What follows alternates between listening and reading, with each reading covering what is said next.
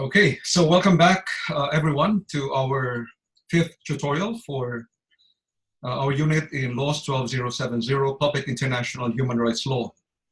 And tonight we talk about jurisdiction. So in the past, we've covered the sources of international law and the basis for international law, which you said was mainly grounded on state consent. We've also discussed, what else have we discussed? We've discussed statehood, and one of the key attributes of statehood is, of course, its assertion of sovereignty and jurisdiction within its territory.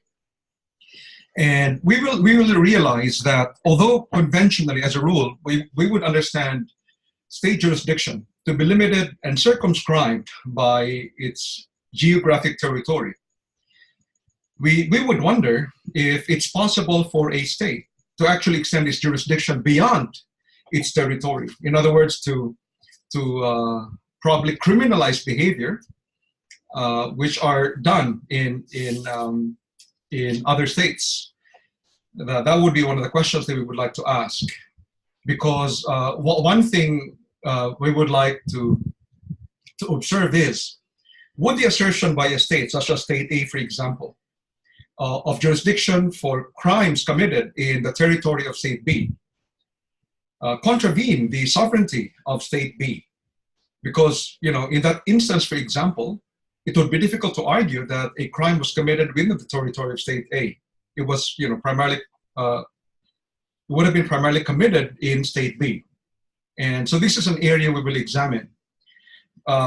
Jack Marshall, who is one of our, military officers here, would also be familiar with the case of Manuel Noriega, the former Panamanian dictator, who I think died in 2017. That was an interesting case because at that time, Manuel Noriega, I think, was the head of the Panamanian government. He was a president for life. And the United States invaded Panama from its military base somewhere in Panama, within the Panamanian territory. And they captured and arrested Manuel Noriega. So, how can that be done? Imagine, the United States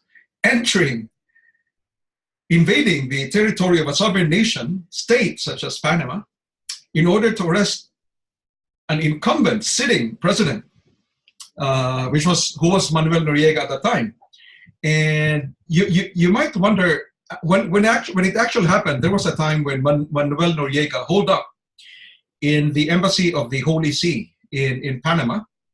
And because the embassy of the Holy See in Panama was within Panama, you would wonder, wouldn't it have been possible for the United States to just enter the embassy of the Holy See in Panama? After all, they'd already invaded, Panama at that time. But they did not. They actually had to employ psychological warfare to eventually force out Manuel Noriega, including playing blaring songs. I think it might have been rock songs, to kind of force Manuel Noriega and presumably the people, the diplomats in the Vatican in that area. So that's a question we could ask.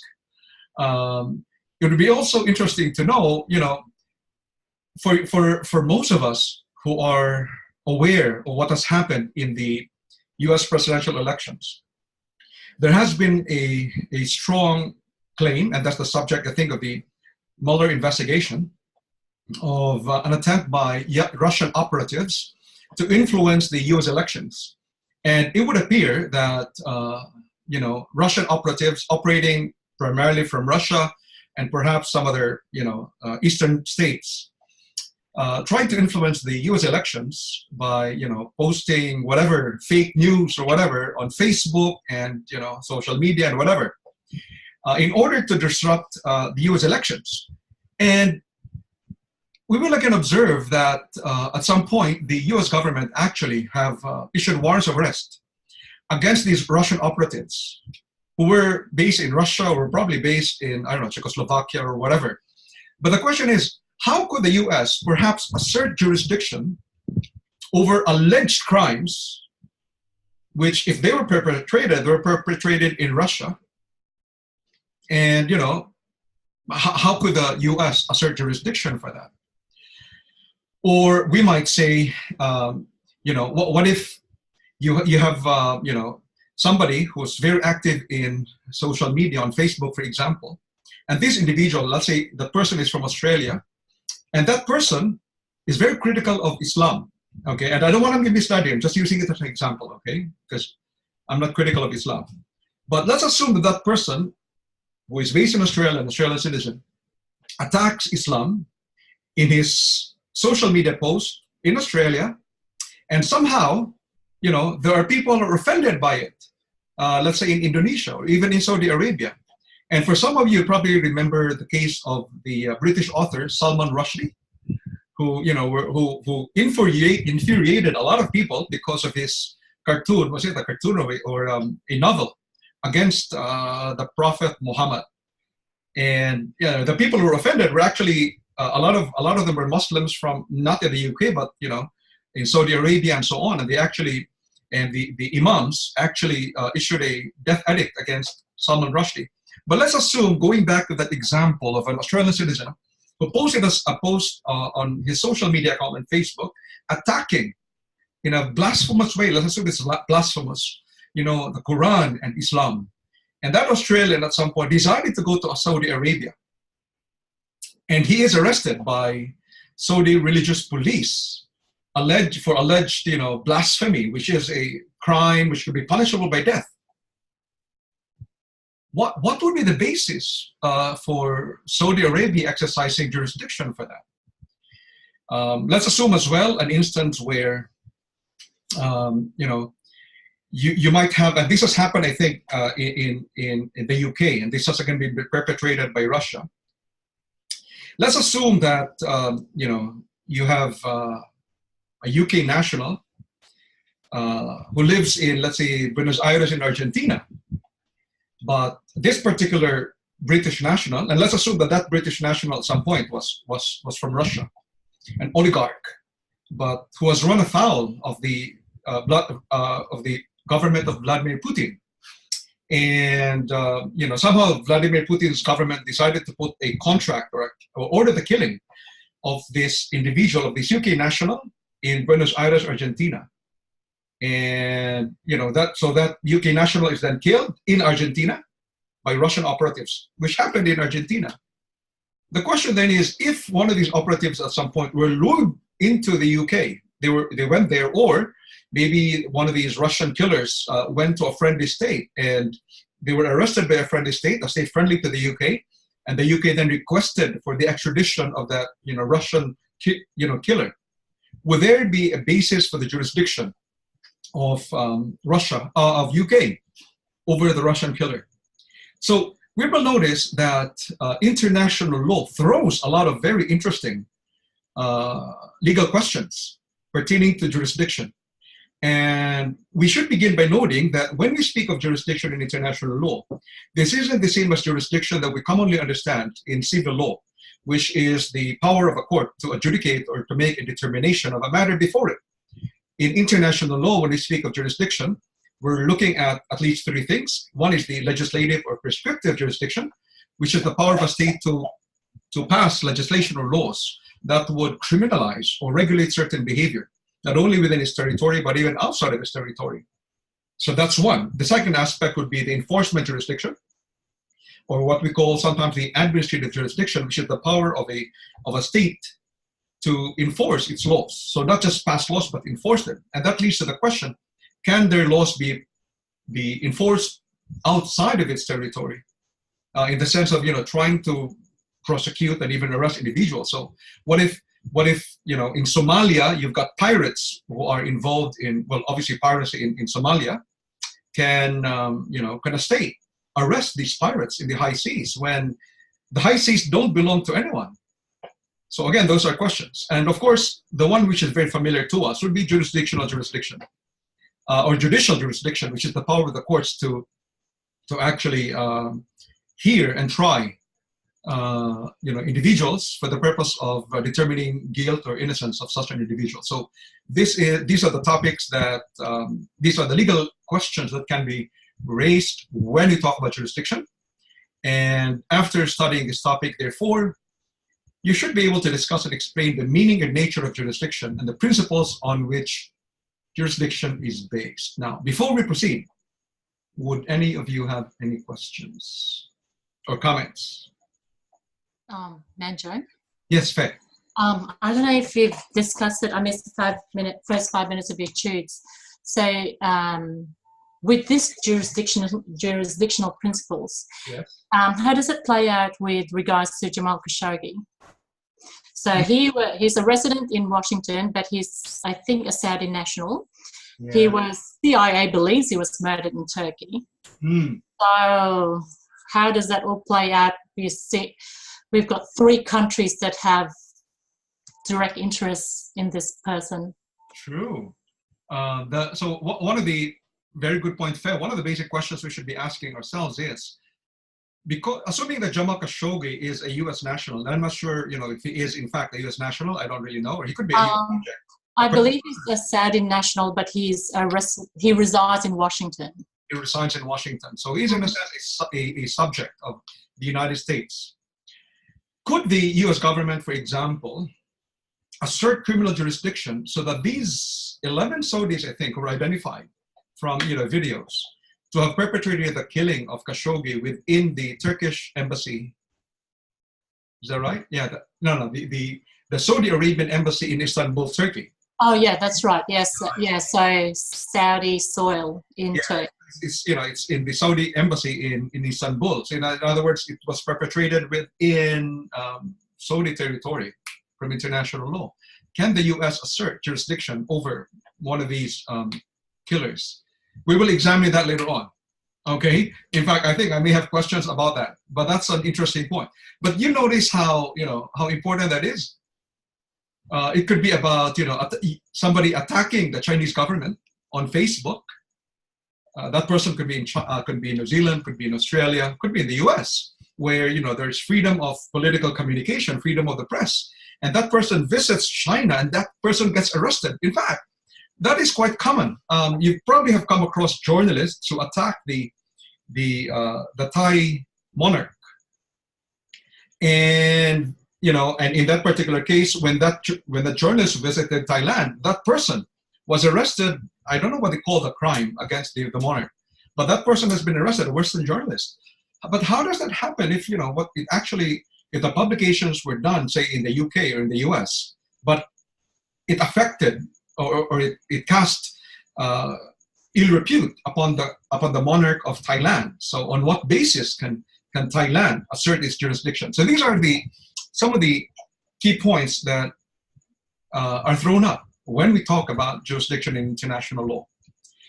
I've actually prepared 7 questions. Hopefully we should be able to cover all of them, but we will begin with the question, which is the subject of the quiz for this week. Can I just get a volunteer to read question 1 for us, which is the basis of our quiz for this week? Can I get a volunteer? Peter, perhaps? Peter? Yeah, that's fine, Manjo. Okay, John Blast, a former citizen of Antuario and who has proclivity for underage girls, decided to migrate and live in the state of Lunario, where underage sex as part of its religious traditions is legal. While in Lunario, Blast lived with Shalisi, a 14-year-old Lunarian girl. On Blast's home visit to Antuario, he was arrested and charged with Ontario's laws which prohibit sex in Ontario or abroad with underage persons. He sought the dismissal of the charges against him on 3 grounds. 1, Ontario's laws has no extraterritorial application and cannot be applied to his actions done in Lunario. 2, he cannot be held criminally liable by Ontario for acts that are legal in Lunario. Good Lord, these names. I'll change the names next time. Yeah. 3, he is no longer a citizen of Ontario and is not subject to its laws. Okay, which of the following statements is the most correct? Can you continue reading those, Peter, please? Yeah, when you put them up on the screen. Okay. Are they The there now? domestic laws of any state, including Ontario, has no extraterritorial application whatsoever. Thus, Ontario has no jurisdiction over acts committed by John Blast in the state of Ontario. John Blast cannot be held criminally liable by Ontario for having sex with underage girls, since it is since such act is legal in Ontario. Ontario does not have jurisdiction over acts committed by John Blast abroad, since John Blast is no longer a citizen of Ontario. John Blast, a former citizen of Ontario, can be subject to the laws of Ontario under the Nationality Principle. All of the answers are wrong. Okay, thank you. Can I just ask everyone to post his or her answer in the chat box? The alphabet, whether from A to E. What do you think is the correct answer here?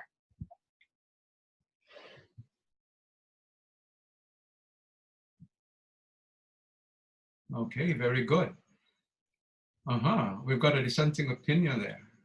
The answers of almost everyone is actually, the answer of almost everyone is actually correct, or the majority. Can somebody explain to me? Let's examine the answer A. Wouldn't that be correct that ordinarily the domestic laws of a state shouldn't have any extraterritorial application? Why should the laws of Australia, reach out to things that are being done, say in China or Japan or Korea or the US? I can answer that one, Manjo. Yeah. Might be the only one I'll get tonight, but anyway. He cannot unilaterally decide that he is no longer going to be a citizen of Ontario. In the law still applies, even though because the law says that it prohibits sex in Ontario or abroad. So he can't decide. He can't do it under the Nationality Principle. He can be charged. Very good. So that's correct. Citing the Nationality Principle, even assuming that John Blast is no longer a citizen, it would still be up to Ontario to determine whether or not somebody is in fact a citizen. It is for Ontario alone to make that determination. And under the Nationality Principle, for as long as anyone is a national, its laws can reach out to those nationals. So an Australian, for example, committing pedophilia in Thailand would be subject to the laws of Australia. And in fact, there is a law in Australia on that point. Same thing with committing crimes. Same thing with an Australian committing, say, terrorism, getting involved with ISIS in Syria. If there are criminal laws in Australia which criminalize such acts by Australian nationals under the Nationality Principle, Australia would have the jurisdiction over such Australian citizens, even if the alleged crime they committed actually is happening outside of Australia. Very good. Any questions? Yeah, Manjo. Sorry. Yeah. How does that? So the question, while just in general, the question wasn't specific that he claimed that he isn't a citizen. Just with it, how's that affected by if he'd actually officially surrendered his citizenship with Ontario, as in is legally no longer a citizen of Ontario, as in has had it, he revoked his own citizenship through the correct channels? Yeah. Okay, so under the facts, we're assuming that John Blast here is no longer a citizen. Let's assume that he voluntarily, relinquished his citizenship, and let's assume that somehow Ontario, under Ontarian laws, that with that relinquishment of Ontarian citizenship was legal. Let's assume that. Okay. Now the question is, assuming that John Blast is no longer a citizen of Ontario, and the alleged crime happened outside of Ontario, can the Nationality Principle still apply? No, because he's not a national of Ontario. So that's correct. So for as long on the assumption that John Blast, because it's possible for you've seen it happen in Australia, right? Among the senators in the parliament, where they would relinquish their British citizenship or perhaps New Zealand citizenship, and perhaps in those jurisdictions they may have officially relinquished their citizenship, but maybe it doesn't apply as far as Australian law is concerned. So the crucial point is that it is up to every state to determine who are its citizens or who are its nationals. So an individual who is formerly a citizen, for example, of Ontario, cannot voluntarily on his own just say that I'm no longer a citizen of Ontario and therefore no longer subject to your laws. It would still be up to Ontario to make that determination. But on the assumption that an individual has actually voluntarily relinquished his citizenship and it has become official, and even under, for example, under the fact we have here, under the Ontarian laws, that individual is no longer a citizen of Ontario, the question is, can the nationality principle still apply? That's still a question. Again, the answer there is actually it all depends on the laws of Ontario. Because what if the Ontario passes legislation that its laws, let's say, criminalizing pedophilia or maybe sex with animals, that it would have extraterritorial application, and it would apply not only to its citizens but also its former citizens. Let's assume that is the law. So let me repeat. Let's assume you have a state which passes a law that criminalizes certain behavior occurring outside of its territory, and though that particular crime can be committed according to the laws of that state, can be committed not only by its current citizens but by its former citizens. Are we clear? The question is, would it be legal under international law for such a state to actually criminalize behavior committed even by its former nationals? What do you think? Would that be allowed in international law? What do you think?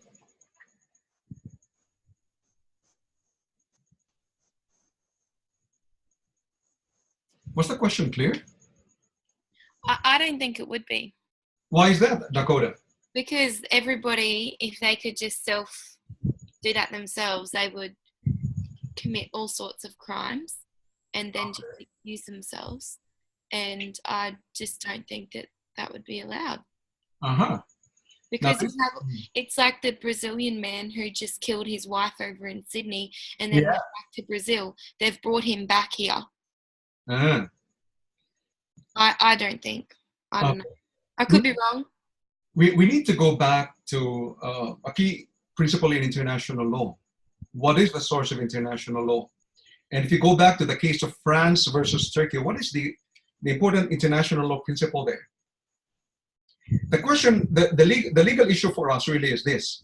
Is there anything in international law which prohibits a state from seeking to acquire jurisdiction over its former nationals for acts that they may commit outside of its territory? Is there anything in international law that prohibits that? Now, if there is nothing in international law, let's assume there's nothing in international law, okay? As correctly pointed out by Peter, there probably is none. If there's nothing in international law that prohibits that, so, what would be the basis of a state being prohibited from seeking to impose its jurisdiction outside of its territory, even on its former nationals? The answer is none, nothing. So we need to go back. This is, I think, a crucial point when you have the midterm assessment. This is a crucial point in international law, the principle of consent as shown in France versus Turkey. So international law conventionally is based on the consent of states. So unless a state agrees to be bound by certain principles of international law, unless, for example, something has become customary international law, unless something, for example, is based on a treaty obligation, freely entered into by a state, there would be very few restrictions on what a state can do. And there is nothing in international law. There is no customary international law following France versus Turkey, which would prevent or prohibit a state from seeking to impose jurisdiction for crimes committed outside of its territory on its former nationals. In fact, if we extend the question further, is there anything we should prevent a state from seeking to impose jurisdiction for its laws over nationals of other states for acts committed outside of its territory? So, for example, the United States. Would there be anything that in international law that would prevent the United States from seeking to impose criminal jurisdiction for acts committed by terrorists, let's say in Turkey, and committed by Turkish people in Turkey? Would there be anything? And if the United States seeks to impose jurisdiction, would that be a violation of international law? No, there wouldn't be. And there hasn't been with some of these cases too. Like there's been times when the US have done things which have actually sort of, I suppose, not been in the spirit of the international law, but they've actually been legally okay. So that's the correct answer there. We go back to the issue of state consent, which is the basis and the source of international law. So we might say that given the aspect of an important attribute of a state is sovereignty, the plenary power to pass laws, there is no prohibition as far as the sovereignty of a state is concerned, except as that which would be prohibited, for example, by customary international law or perhaps treaty obligations, following the case of France versus Turkey. It can do whatever it likes, for as long as there is nothing, no customary international law that would prevent a particular behavior. Okay. So, Manjo, Yes. so we've made a distinction between somebody, sort of standing up and going, I'm no longer a citizen of Australia, to somebody, like I think it was Jack said, going through the legal processes to sort of get rid of your Australian citizenship. But provided, so in terms of those people that have completely gotten rid of their Australian citizenship, provided there's no prohibition against a state exercising their jurisdiction anywhere in international law, they can still sanction that person that is completely given up their citizenship. Yes, for as long as they acquire jurisdiction over the person. Yeah, okay. Okay, so meaning a former Australian citizen committing crime, say in Kenya, for as long as that person is in Kenya, he'll be safe. But if that person comes back to Australia for whatever reason, once that person is in Australia, it's up for the Australian state to do what it likes. And no one can attack or impugn whatever Australia does within its territory because of the principle of sovereignty. Okay, so the person that's totally given up their citizenship, so long as they stay out of Australia, they're fine. But as soon as they come back into Australia, Australia can do what they like, provided there is not a single prohibition against doing so. Yes. Again, with an exception that if there is an extradition treaty between Australia and that other state, it's still possible for Australia to seek an extradition of a former national in some other state for as long as there's an extradition treaty. So we make a distinction between prescriptive jurisdiction, or the power of a state to pass laws that can apply to anyone it determines. There's also that aspect of enforcement jurisdiction, which is the power of a state to actually arrest and enforce its laws on somebody. And then this aspect of judicial jurisdiction, which should be the power of the courts to determine the guilt or innocence of an individual. Okay. Manjo, sorry, just on that. The way I understand the nationality principle is that it's not something that can be used after you've committed a crime. So the way the question reads is that Jack Blast, a former citizen of Ontario, that would make me believe that he has already renounced his citizenship. He then goes abroad and commits what is in Ontario a crime, but it's not in Lenario. So if he's renounced his citizenship, that takes away the nationality principle, doesn't it? No, it doesn't, because it doesn't? Because it would still be up to the state to determine who are subject to its laws. So a state may determine that a former national, such as John Blas, as an example, is still the subject of its laws.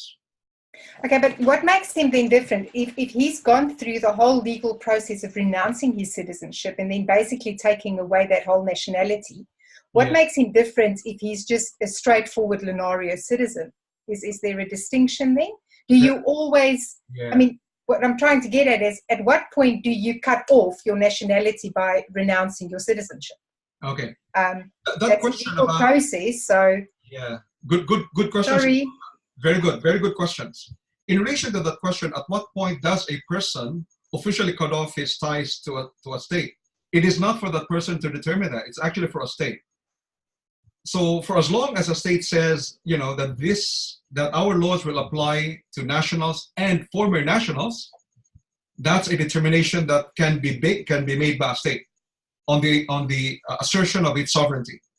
It is within its power. Okay, that's one.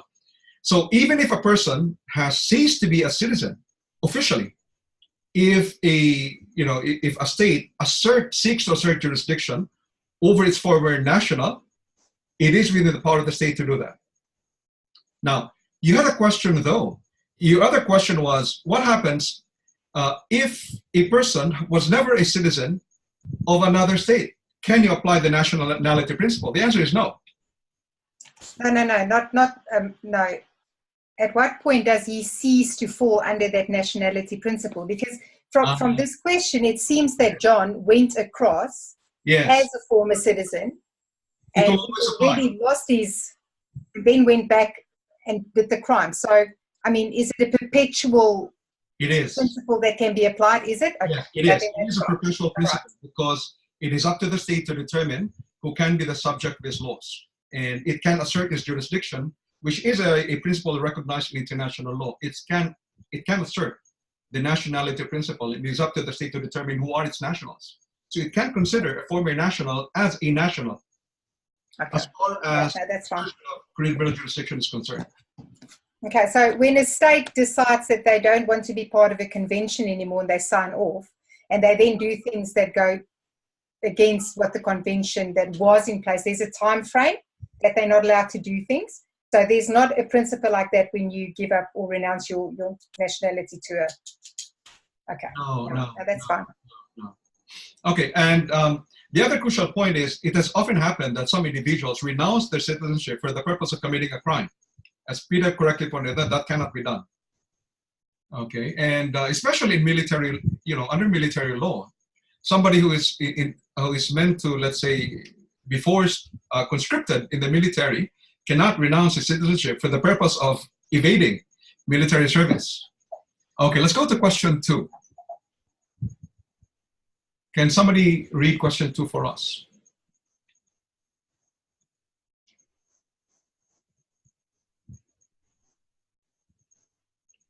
Volunteer, just read the question. Ilyonka? Okay, I'll give it a go. Okay. So Ilyonka. Jacques Smarts, a Lunarian computer hacker, is part of an international group of hackers who are against certain policies of the Antoian government. On various dates in 2016, Smarts hacked and defaced the websites of Antoian businesses operating overseas or outside of the state of Ontario. Unbeknownst to him, the state of Ontario was able to track and identify him as the hacker of the websites. When Smarts went to Ontario to attend a conference, he was arrested by Ontario police and charged with violation of its laws against hacking. He sought the dismissal of the charges against him. What are Smarts' grounds for dismissal? Advise Smarts as to whether the charges are likely to be dismissed. Okay. What do people think? Manjo, I got a bit confused with this question because going off the study guide, it said that that there's like a state can like protect itself, like its own sort of government and security, but it can also protect its diplomats. Yes. But then where it says the websites of Antoian businesses, there's nothing there to say that they're government orientated, i.e., threatening security, or that it involves diplomats. So I was kind of like, So Tamara was correctly seeking to distinguish between the protective principle in international law and the passive personality principle. And that was the reason for the question. Would anyone kind of remember the difference between the passive personality principle versus the protective principle?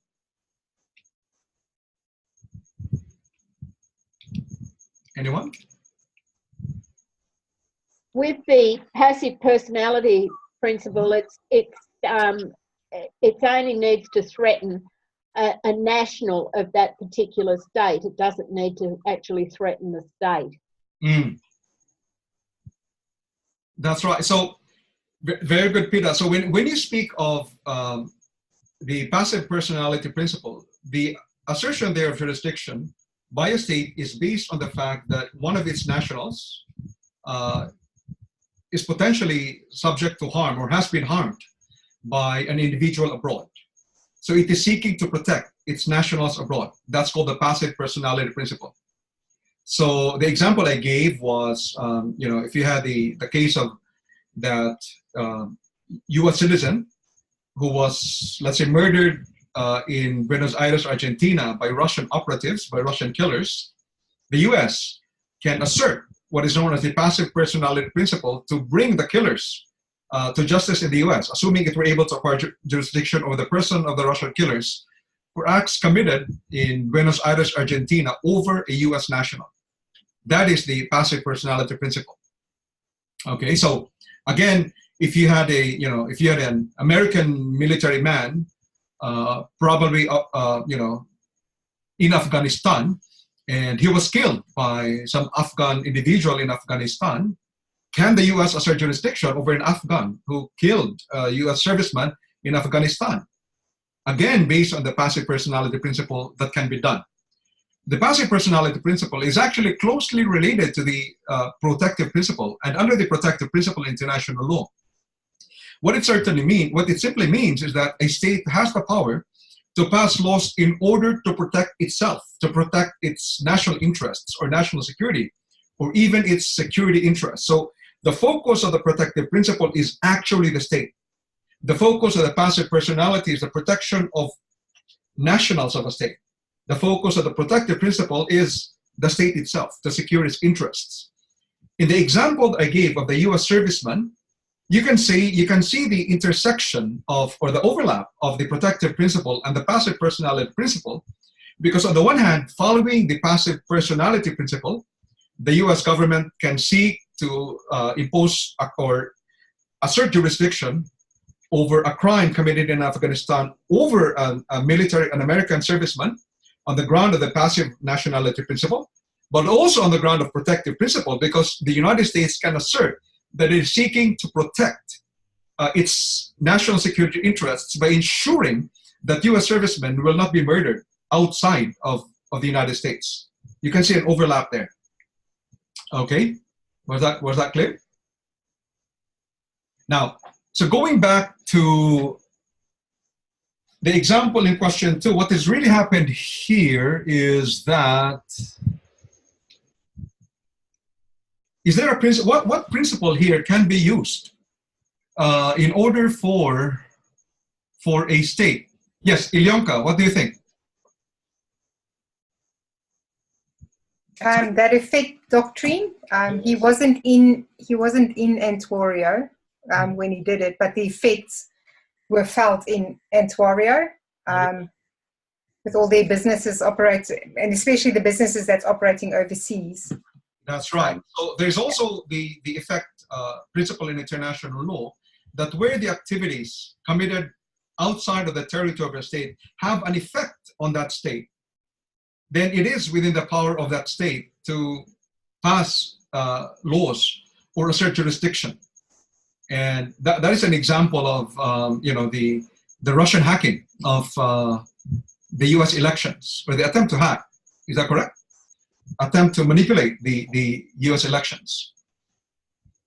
So both under the effect doctrine as well as the protective principle, because a state can assert that it is passing legislation in order to protect itself, including the businesses that operate within its jurisdiction, those two principles overlap and can be used as a ground to assert jurisdiction. And that would be the answer. That would be the answer in relation to question 2.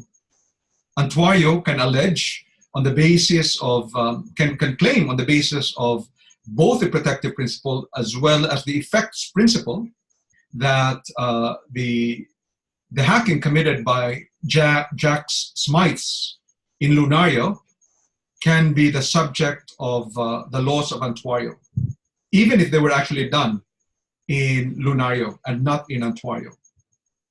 So, Manjo, just going off that, sorry, in terms of the protective principle, like as we said, you know, it's to do with like government security and the such like. So the state is going, we have these laws about hacking, but even though it's sort of like hacking business websites, we can sort of say that, oh, it's, you know, it could possibly go against our government and its security, even though it's not directed at that.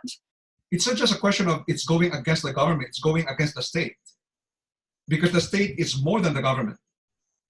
The state can involve the institutions, including economic and business institutions. So it is up to the state to define for itself what are to its interests.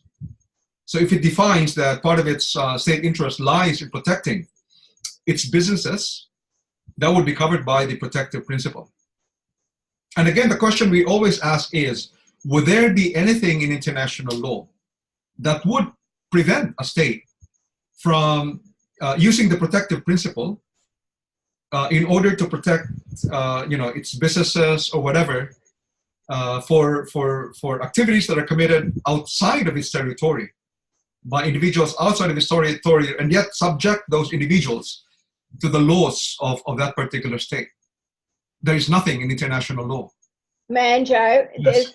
There's with this one too. There's this is probably based on the UK case where that kid had, I think it was the Pentagon or something like that, one of the US institutions anyway, and they actually got him extradited from Britain to face trial in the US over this particular, you know, hacking incident. Okay, yeah, that's right, that's right. Very good. Questions? So we can see that there are so many examples going on, right? And we're trying to make sense. How does a state try to assert jurisdiction for things that are committed abroad, even by non-nationals, right? So no questions so far? Okay, we're good. Question 3. We could probably just skip that. It's a bit too long. When we have the time, we'll go back to question 3. I've got the, you know, the answer anyway in the answer to the discussion questions. It'll be too long. We'll get back to that. Question 4. This is simpler. I mean, it's a shorter question, so I'd rather go there. Can somebody read question 4 first? Was it Dakota earlier who said who kind of could read the question for us? Dakota? Yeah, sure. I'll read this one. Yes, please.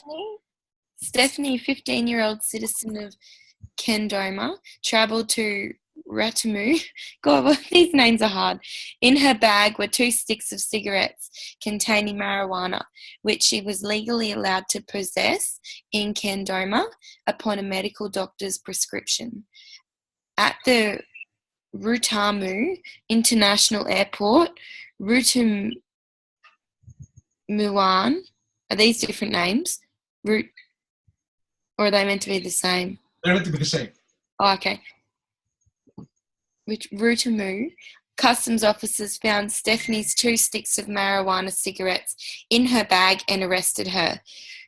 Rutamuan criminal laws punished the possession of marijuana in any quantity by death.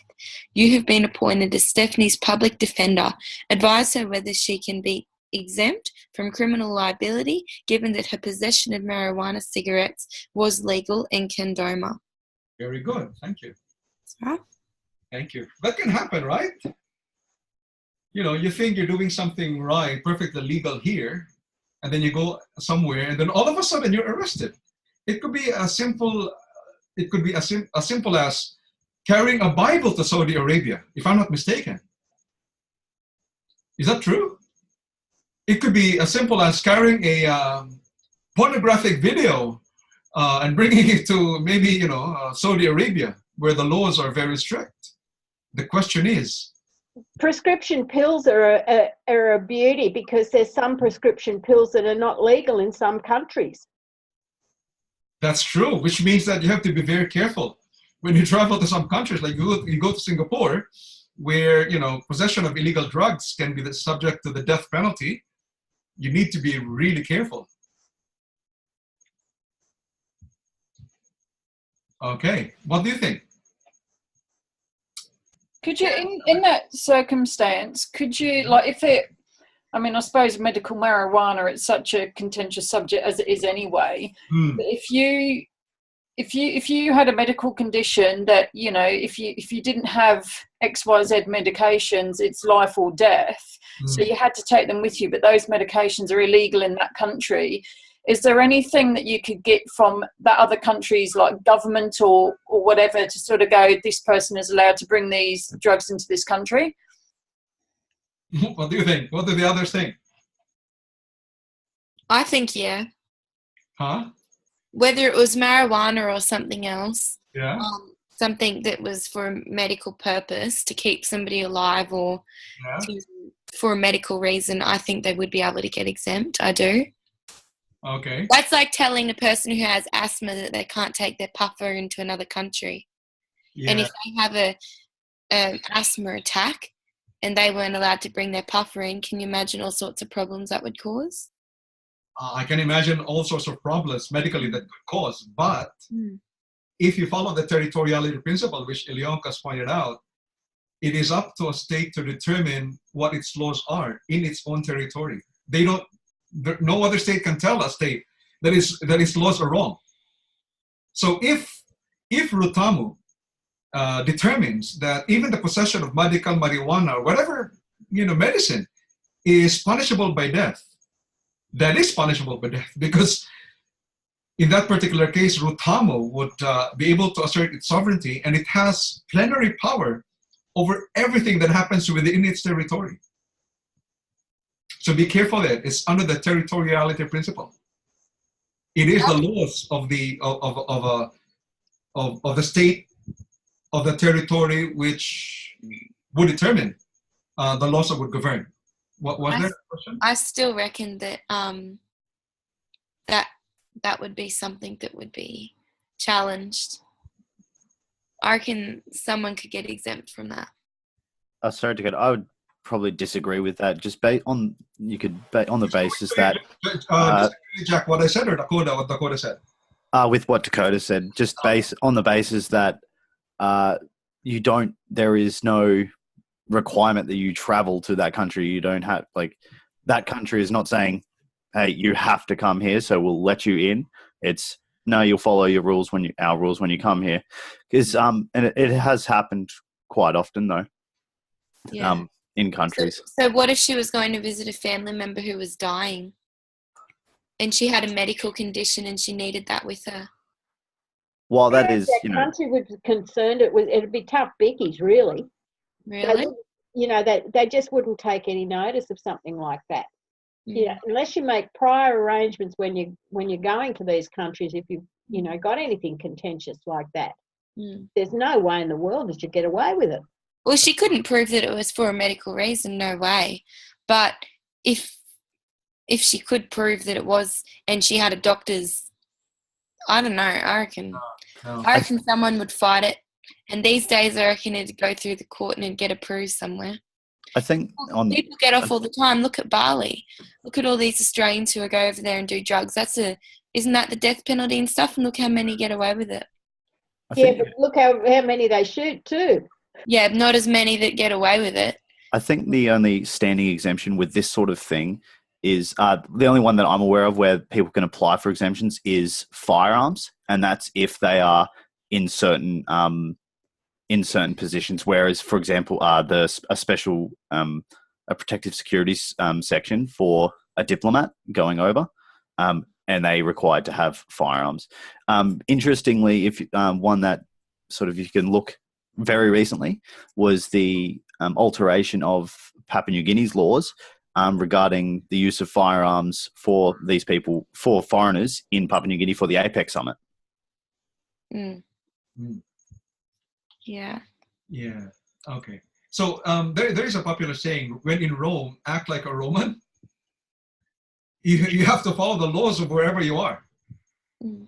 You can't bring the laws, your understanding of your own laws when you go abroad. I agree with her. Longer her age would come into it. She doesn't have capacity. She's only 15. Even assuming, let's assume that Stephanie was 10 years old. Let's assume that Stephanie is a 10-year-old citizen of Kandoma. She went to Rutamu. Under Rutamu laws, even a 10-year-old can be the subject to the death penalty. Let's assume that happens.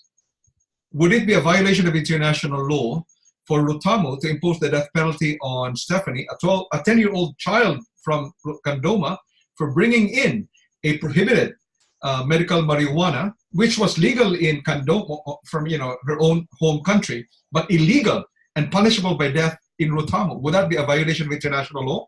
I reckon it'd be a violation of human rights if she's 10 years old and she doesn't have capacity to understand what she's doing is wrong. That if they were to give a 10-year-old the death penalty for something that is medically she needs and she did not understand that properly, I think they would make her exempt if she's not considered an adult. Yeah. Then if she's not I'm considered sorry, an can I adult- just say something? Yeah. I think we're losing sight of the fact that we're talking about marijuana. Yeah. Okay. Yeah. half the countries in the world it's probably already legalized in. Okay. It's not like it's something. Yeah. True. Yeah, let me just clarify an important point here, okay? Let's clarify an important point. When we talk about the law, particularly international law, we need to set aside our own personal views and biases, okay? We need to set that aside. Under international law, under the territoriality principle, it is up to a state to determine what its laws are within its state, within its own territory. Because of the principle of sovereignty, there is nothing in the world, not even the International Court of Justice, the United Nations, or whatever, that can impose limitations on the power of a state within its territory. So in other words, if a state determines that the possession by a 1-year-old infant of marijuana is a crime punishable by death, that there can be no violation of international law unless that particular state entered into a treaty where it said that, as a party to the treaty, it would not impose the death penalty upon infants. But in the absence of a consensual act on the part of a state, there is no limitation on the powers of a state. The only limitations will be those that it voluntarily agrees to by treaty, or it could be based on customary international law. Those are the only constraints. In the absence of such restrictions, because of the case of France versus Turkey, the understanding is because international law is based on state consent, it cannot be assumed that there are restrictions on the capacity of states to do what they like. Okay, are we clear about that? I mean, I acknowledge Dakota. Yes, Bilyonka, you have a very kind and caring heart, but be careful, okay? Because we're talking of the law here, and the law can be harsh. I just think if, with this question, if she was a 15-year-old girl, she would have to be either traveling with a guardian or a parent of age and of capacity to know not to do that. Or otherwise, she's an unaccompanied minor. And so the flight staff should really be in her control. And so they would have to know if she had this prescription, surely. Yeah. Unfortunately, however, even assuming that, you talk to airline personnel in Kandoma and they say, oh, that's fine, go to Rutamu. We know that's legal. Even if that were to happen, and it ends up that, the airline personnel was wrong. Even if you talk to a lawyer in Kandoma, the Kandoma lawyer, that's fine, go abroad. I know, it sucks, but I'd fight my heart out for the 15-year-old girl. Right. I'd feel so terrible. That's international law. Okay. We've got 2 other questions here. Okay. From AMC, do you have any advice for us regarding the assessment? that is due to release tomorrow. Not tomorrow, Ainsley, but on Friday. I think that going through the study guides would be very helpful. The study guides, the textbooks would be helpful, but the study guides and the podcast and the tutorial questions, you shouldn't find it too difficult, because I essentially made questions kind of following the, how do you call it in teaching and learning? The scaffolding principle. You know, I've used principles that I've actually thoroughly discussed when I asked questions for the midterm assessment. So you shouldn't have to struggle too much. If you really paid attention to the podcasts, to the study guides, and the tutorial questions, and I provided the answers actually, you should be able to answer the midterm, you know, with great confidence. Okay. Question 6. Do you mind we continue doing this? What do you think? Are you happy to proceed? Okay. We'll just cover question 6 and 7, then we're done. This should be quick and easy. Question 5. Was it Tamara who could probably read the question for us? Tamara? Yep, sure. Joshua, a citizen of Kandoma, prides himself as a journalist and likes to write mostly about religion. He has criticised almost every known religion, including Islam, in his writings in Kandoma. On a visit to Ozinia, which is an Islamic state, Joshua was arrested and criminally charged with the crime of committing blasphemy for his Kandoman writings attacking Islam. Advise Joshua as to his criminal liability. Would the assertion of such jurisdiction by Ozinia over Joshua be a breach of international law? Okay, what do you think?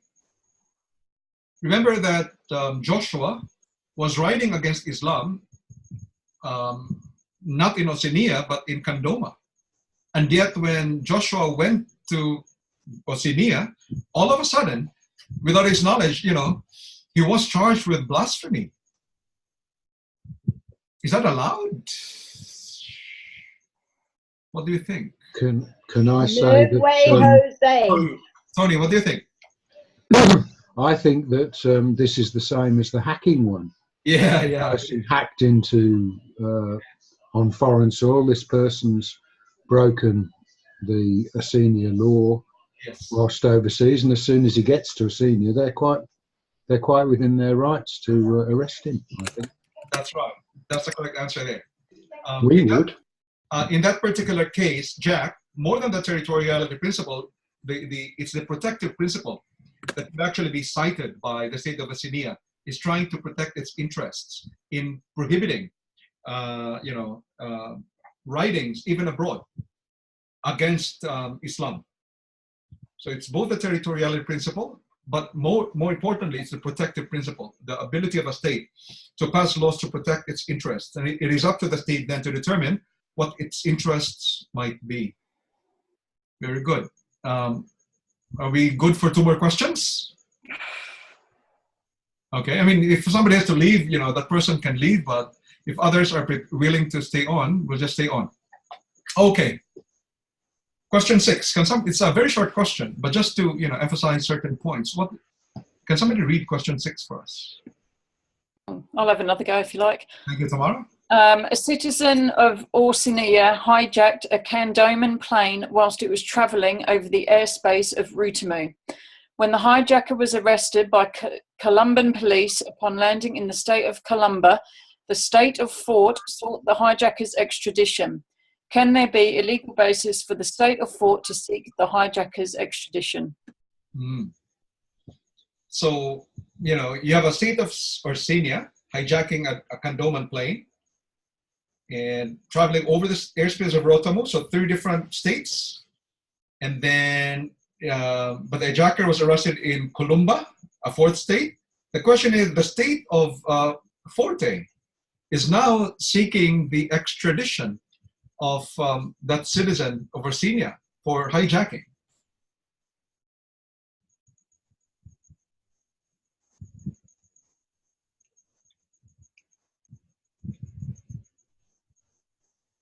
What do you think? Can there be a legal basis for the state of Fort to seek the hijacker's extradition? Would there not have to first be an extradition treaty? Yeah, I mean, let's assume that there's an extradition treaty. between the state of Fort and the state of Colombo. Let's assume that there is an extradition treaty. The question is, could there be a legal basis, or how can you argue for the state of Fort to have a legal basis to seek the hijacker's extradition, given the fact that the hijacking happened on a plane, it traveled. Oh, sorry. It could be done, Manjo, on the basis of if there was a citizen of Fort on that plane. Yeah. Or if the plane was registered in Fort, or very good. Or it was planned, the hijacking was planned in Fort. Very good. So under the passive personality principle, a state can protect its citizens or nationals for acts committed abroad. But more importantly, both pointed out by Ilionka and Fe, under the universality principle, there are certain crimes that are considered to be universal. Crimes against entire humanity. Hijacking is one of them, including piracy would be crimes against humanity, and it is within the power of any state, actually, to seek to acquire jurisdiction for these types of crimes. So both under the universality principle as well as the passive personality principle, it is within the power of a state such as the state of Fort to seek to assert jurisdiction over the hijacking. Okay. So, Manjo, just on that, so is there any level of, so you've got the Orsinian citizen, so his country I'm sure can do something against him because I'm sure that hijacking a plane is against their domestic relation. You've got over the Ratomian airspace, so they've got jurisdiction. Yes, the Colombian police have jurisdiction because the crime ended there. Forte because they're a member of the states and they seek justice, whatever. Is there a level of who has more jurisdiction? No. Or is it just the first one that does something? Whoever has jurisdiction over the person at that point, whoever has arrested the person, that state determines, calls the shots. So can all the states then take legal action against that person? Or absolutely. They all can? Yeah. And where will this be tried? That won't be in the International Court of Justice. That will be in a domestic court of the state that asserts jurisdiction? In the domestic court. Okay. All right. It will be tried in a domestic court. So here it will be tried if the state of Fort succeeds in its request for extradition, then the trial for hijacking will be done in the state of Fort. This is a crucial point. Again, Jack will be very familiar here. You will recall, was it in the 1980s, Jack, where the Lockerbie bombing over, the airspace somewhere in the Mediterranean? Scotland, by Libyan nationals. There were multiple states that sought to assert criminal jurisdiction over the Libyans, the Libyan hijackers. And really, when you looked at it from the point of view of how many people got killed in that crash, who where the flight was going from and to, the nationality of the plane, and the nationalities of those on board, the one that's probably suffered the least was Britain, and they were the ones that ended up with the jurisdiction over them. Ah, okay. On what basis was Britain able to assert jurisdiction? Can't remember now. It was the basis that the aircraft actually crashed over its airspace, in Scotland. and the fact that 11 people were killed, or 10 or 11 people were killed in the town of Lockerbie. Yeah, okay. Interesting. Manjo, just going off something that Ilonka said regarding if there's multiple states involved, who where is the issue or the crime tried? Well, they're all going to have a different interest in the crime, i.e., sort of hijacking, or the plane went down in one country, or there was a citizen on the plane. So in that case, like the person that sort of went down in the plane, say that was, Scotland, well then Scotland can go, right, we want to try you for murder. And then, I don't know, England were like, well, we're going to try you for hijacking. So then they bring him into England and try him for that. Is that how, that makes sense? Is that how that works? Is Scotland a state? I'm just curious. Or isn't that part of the UK? No, I'm just using it. I'm just using it as examples. Part of the UK at the moment. It is, yeah. So we're in the example, Scotland and England would be part of the state of the UK. So we're talking of the UK, a certain jurisdiction, not Scotland or England.